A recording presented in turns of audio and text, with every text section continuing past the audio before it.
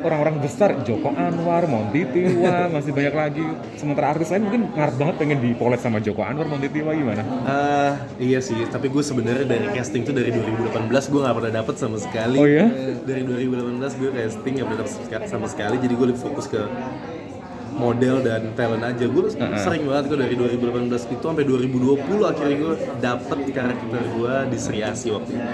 Waktu itu ditolak, kalau betul kenapa? Ditolak banyak sih, mungkin gue juga tahu kekurangan gue adalah dialog gue masih parah banget, gue masih kaku segala macem, karena ya itu lagi tantangan pada saat dialog itu susah banget, apalagi menghafal segala macam kan itu gue belum pernah melakukan itu, dan gue lebih sering kayak misalnya dalam satu ruangan gue di casting bareng sama orang, gue liatin gimana cara dia mengeksplor dirinya segala macam. Ternyata emang kadang nggak bisa stuck sama satu karakter tersebut. Misalnya jadi jahat, bukan berarti jahat yang kayak gimana, tapi jahatnya lebih luas lagi.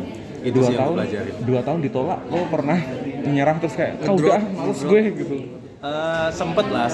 Gue tuh pada saat dapat film pertama kali itu, gue habis tanding tinju, besok lusanya itu gue langsung casting itu gue udah males banget. Kenapa? Karena 2 tahun gue gak pernah dapet. Ini untuk yang Sri Asih atau apa nih? Hah? Untuk yang Sri Asih atau apa nih? Sri Asih itu yang pertama sama Mbak Upi. Gue udah malas banget datang casting, gue seolah-olah kayak paling nggak dapet. Gue benar-benar udah mindset gue gitu. Gue juga, jadi gue datang dengan keadaan kayak ya udahlah coba aja lah, nothing tulus atau segala macam, itu gue nyoba. Dan tiba-tiba yang malah gue yang kagak berharap seperti itu, gue malah dapet. Jadi ya itu sih. Itu begitu diterima, lo langsung syukuran ya? Seberapa happy lo?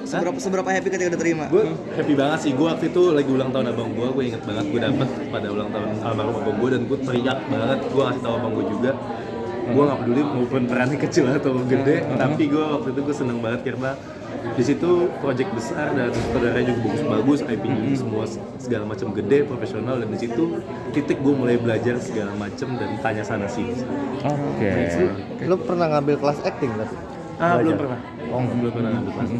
Tapi lu pernah ngerasain ini nggak sih ditolak karena mungkin jumlah followers? Karena kan sebelum kayak Kalau jumlah followers sih kayaknya enggak sih.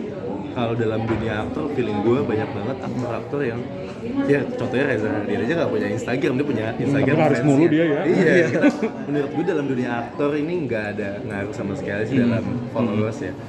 Semua balik lagi kepada skill segala macam sih. Dan gue inget banget kemarin gue baru ngomong sama Brian baru ngomong sama gue, dia ngomong karakter itu datang sendiri ke kita, meskipun kita pengen banget Ngebet gitu ya?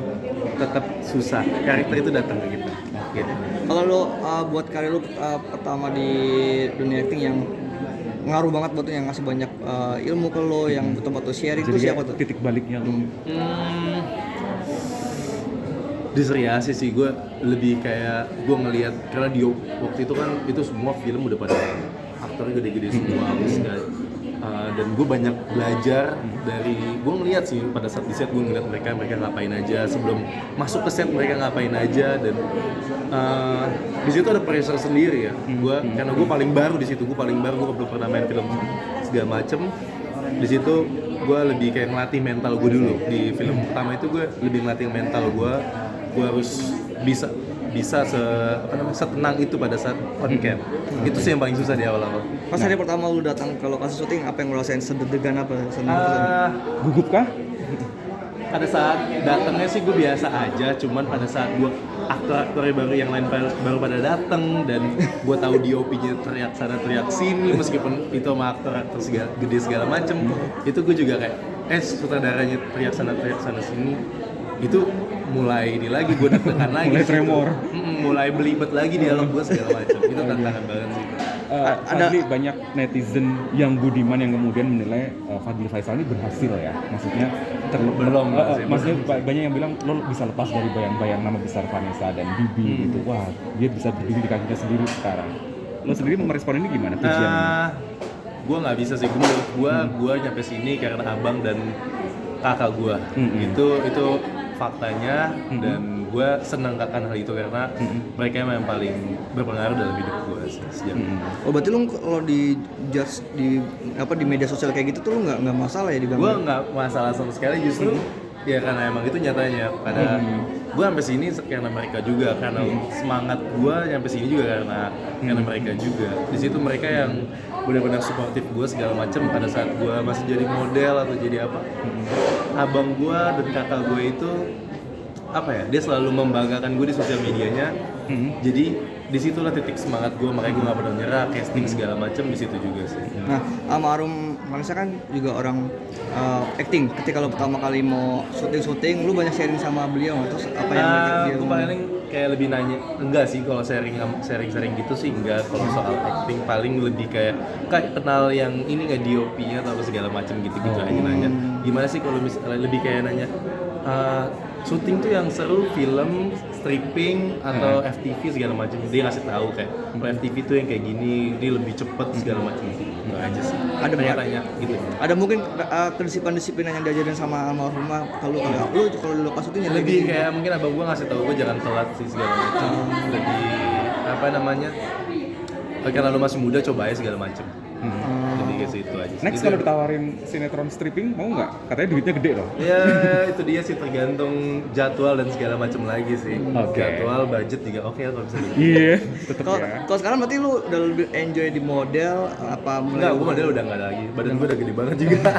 Berarti sekarang lebih fokus ke film dan Lebih fokus series. ke series, film dan sosial media. Fadli, kalau kecadilan lu mempengaruhi di acting nggak sih? Apa? Cadel lu.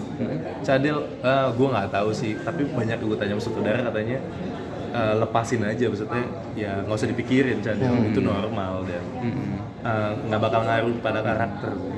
Ya kadang kan air gue tuh hilang, kadang muncul gitu-gitu aja. Timbul tenggelam ya airnya. Iya, Ya. timbul tenggelam. Oh, berarti lu sempat minder sama Arsa itu atau enggak sebenarnya? Awal-awal gue minder banget. Sekarang gue udah nggak peduli sama sekali karena menurut gue ya banyak banget sih aktor yang cadel air tapi dia melejit ke atas. Ari Wibowo. Iya, itu salah satunya senior Sukses kita. banget loh. Aras itu. Dah. Diledekin apa nggak sih soal yang si cadel? Nggak ada sih, kalau ledekin sih nggak ada sama sekali, alhamdulillah.